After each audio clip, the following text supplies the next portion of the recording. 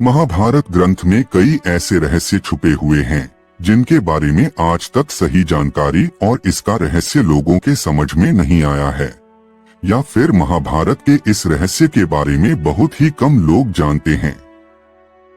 इस ग्रंथ से जुड़े एक ऐसे ही रहस्य के बारे में बता रहे हैं आपको महाभारत की उन राजकुमारियों के बारे में जिन्होंने बनाए थे अनैतिक संबंध। महाभारत में कई राजकुमारियां ऐसी थी जिन्होंने अनैतिक संबंध बनाए, या यूं कहें कि उन्हें अनैतिक संबंध बनाना पड़ा था। अनैतिक संबंध से मतलब निकलता है कि पति के रहते हुए रानी और राजकुमारियों को किसी दूसरे पुरुष के साथ संभोग करके संबंध बनाकर बच्चों को जन्म देना पड़ा। महाभारत के कुछ ऐसे ही राजकुमारियों के बारे में बता रहे हैं जिन्होंने अनैतिक संबंध बनाए थे। सबसे पहले हम आपको बता रहे हैं महाभारत की एक बहुत ही प्रमुख पात्र मत्स्यगंधा के बारे में, जो आगे चलकर सत्यवती के नाम से जानी गई।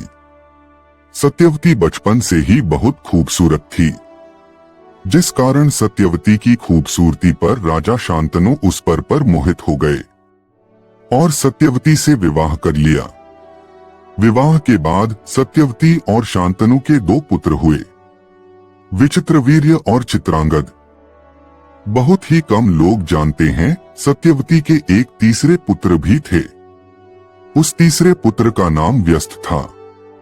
जब सत्यवती का विवाह नहीं हुआ था, तब सत्यवती से एक बार महर्षि पराशर मिले और सत्यवती की खूबसूरती पर वह मोहित हो गए। तब सत्यवती और ऋषि पराशर के बीच संबंध स्थापित हुआ, जिससे व्यास जी का जन्म हुआ। व्यास जी बचपन में ही जंगल में तपस्या करने के लिए चले गए। बाद में वही महर्षि वेदव्यास जी के नाम से विख्यात हुए। शांतनु और सत्यवती के 2 पुत्र विचित्रवीर्य और चित्रांगद का विवाह अंबिका नाम की राजकुमारियों से हुआ। लेकिन विवाह के कुछ समय बाद ही विचित्रवीर्य और चित्रांगद की युद्ध में मृत्यु हो गई। भीष्म ने आजीवन विवाह नहीं करने की प्रतिज्ञा ली थी। उस समय हस्तिनापुर की महारानी सत्यवती अपने वंश को मिटने नहीं देना चाहती थी। इसलिए सत्यवती ने अपने तीसरे पुत्र व्यास को बुलवाया और उनसे अंबिका और अंबालिका से संतान उत्पन्न करने का आग्रह किया। व्यास जी अपनी माता सत्यवती की आज्ञा मान गए। सत्यवती की आज्ञा को मानते हुए अंबालिका और अंबिका दोनों राजकुमारियां ने महर्षि व्यास से गर्भ धारण किया। इसके उपरांत पांडु और धृतराष्ट्र का जन्म हुआ। लेकिन जब महर्षि वेदव्यास जी अपनी माता सत्यवती को आकर यह बताया कि एक राजकुमारी का पुत्र रोगी और दूसरे राजकुमारी का पुत्र अंधा होगा, तो सत्यवती एक बार फिर राजकुमारियों को अपने तीसरे पुत्र व्यास जी के पास भेजने की इच्छा प्रकट की।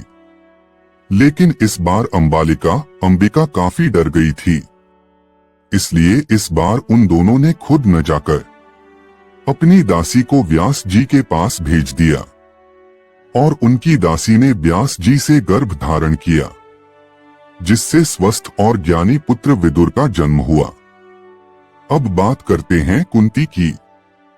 दोस्ती के बारे में तो हर कोई जानता है कि राजकुमारी कुंती का विवाह महाराज पांडु से हुआ था।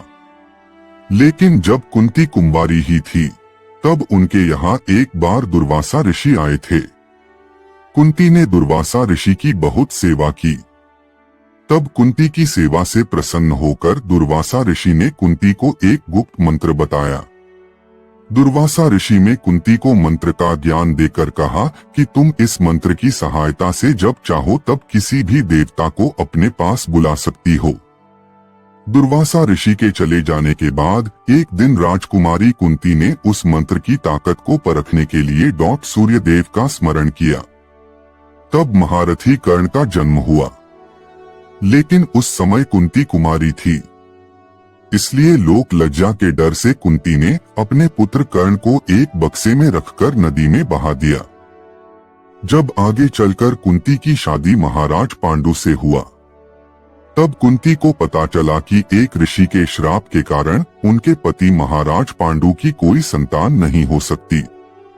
लेकिन जब राजा पांडु को दुर्वासा ऋषि द्वारा कुंती को दिए गए उस गुप्त मंत्र के बारे में पता चला, तब पांडु ने कुंती से कहा कि वह पवन देव और इंद्र देव से गर्भ धारण करें। तब अपने पति पांडु की आज्ञा से कुंती ने पवन देव और इंद्रदेव से गर्भ धारण किया, जिनसे उनके 3 पुत्रों का जन्म हुआ, जो युधिष्ठिर, भीम और अर्जुन कहलाए। राजा पांडु की एक और पत्नी थी जिनका नाम माधुरी था। माधुरी से पांडु ने अश्विनी कुमारों को आवाहन करने को कहा। तब पांडु की दूसरी पत्नी माधुरी ने अश्विनी कुमारों से गर्भ धारण किया, जिनसे नकुल और सहदेव का जन्म हुआ। महाभारत के ये किस्से न केवल भारतीय महाकाव्य की कहानी को और अधिक जटिल और रहस्यमय बनाते हैं, बल्कि उस समय की सामाजिक और सांस्कृतिक धारणाओं को भी उजागर करते हैं। इन सभी घटनाओं में एक सामान्य तत्व यह है कि महिलाओं को सामाजिक और राजनीतिक कारणों से अनैतिक संबंध के लिए विवश होना पड़ा। हालांकि आज के समय में इसे नैतिकता के नजरिए से देखा जाता है, उस समय के संदर्भ में यह एक सामाजिक और राजनीतिक आवश्यकता के रूप में माना जाता था। एक सत्यवती। महाभारत में सत्यवती की भूमिका अत्यधिक महत्वपूर्ण रही है। राजा शांतनु के साथ विवाह के पहले ही महर्षि पराशर के साथ उनके संबंध स्थापित हुए, जिससे वेदव्यास का जन्म हुआ। इसके बावजूद सत्यवती ने अपने परिवार और हस्तिनापुर के वंश को सुरक्षित रखने के लिए महत्वपूर्ण कदम उठाए। 2 अंबिका और अंबालिका, अपने पतियों की मृत्यु के बाद ये राजकुमारियां भी वंश को आगे बढ़ाने के लिए महर्षि व्यास के पास गईं। उनकी दासी से विदुर का जन्म भी इसी घटना का परिणाम था। 3 कुंती की कहानी अत्यंत महत्वपूर्ण है। दुर्वासा ऋषि से मिले मंत्र ने उनके जीवन में कई अद्भुत और चुनौतीपूर्ण मोड़ों को जन्म दिया। सूर्यदेव से कर्ण का जन्म हुआ, जिसे उन्हें छिपाना पड़ा। फिर अपने पति पांडु की आज्ञा से अन्य देवताओं से